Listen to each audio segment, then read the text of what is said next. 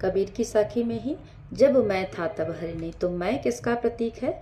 जब तक मैं में कबीरदास जी दीपक की तुलना किससे करते हैं? दीपक पूछ लिया है, दीपक की तुलना ज्ञान से। ज्ञान रूपी दीपक जब जलता है तब अहंकार का नाश होता है।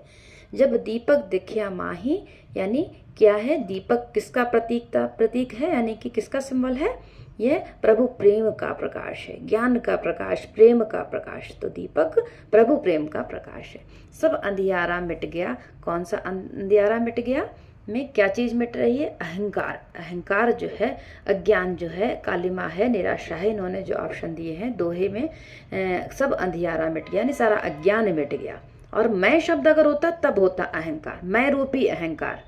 और अंधियारा कौन सा है? अज्ञान का। ये ध्यान रखिएगा, यहाँ पर अगर मैं होता, मैं प्रतीक है अहंकार का, लेकिन सब अंधियारा मिट गया, यानी सब अज्ञान मिट गया। कवि ने किस दीपक की बात की? वो कौन सा दीपक है? प्रकाश वाला जो दिखाई पड़ता है जिससे पूजा करते हैं? नहीं, वो नहीं। शुद्धगी का नहीं। आत्मज्ञान रूपी, यहाँ पर ज्ञान की बात हो रही, ज्ञान और अज्ञान की बात हो रही थी। तो किसका दीपक किसका प्रतीक है? आत्मज्ञान रूपी दीपक। इसका ऑप्शन है सी। निम्नलिखित कथन में ध्यानपूर्वक पढ़िए।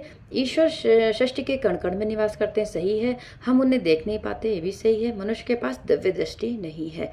वो कौन सी दिव्य दृष्टि? ज्ञान रूपी दृष्टि नहीं, यानी दोनों ही सही है, कथन सही है और इसकी ये सही व्याख्या करता है। अंतिम डी।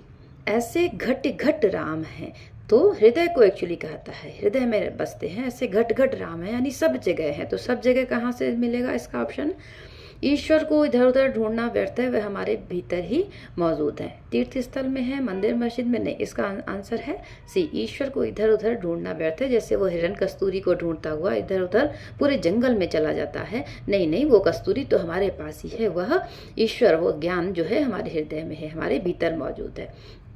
तो ये इसके आंसर हो गए। अब विरह भुवंगम तन बसे, मंत्र न लागे कोई, राम वियोगी ना जिए, जिए तो बोरा होए। विरह भुवंगम, अब किससे विरह की बात हो रही? विरह को भुवंगम क्यों कहा? भुवंगम है सर्प, क्योंकि दोनों घनिष्ठ मित्र हैं, दोनों का स्वभाव समान है, दोनों की पीड़ा पागल बना देती है, दोनों धरती का गमन करते, दोनों की पीड़ा पागल बना देती है। क्या विरह जब दूरी है, ईश्वर से दूर होने की जो एक पीड़ा है और सर्प के काट लेने की जो पीड़ा है, तो दोनों ही पीड़ा जो है उसके लिए इधर विरह शब्द प्रयोग किया, इधर भुवंगम यानी सर्प। दोनों ही पीड़ा पागल सा बना देती। विरह भुवंगम में साखी में विरह को किसके समान बताया गया है? सर्प के समान बताया गया है। भुवन भवन सब मिलते जुलते शब्द हैं, कंफ्यूज मत होइएगा। सर्प के समान, ठीक है, सर्प के समान।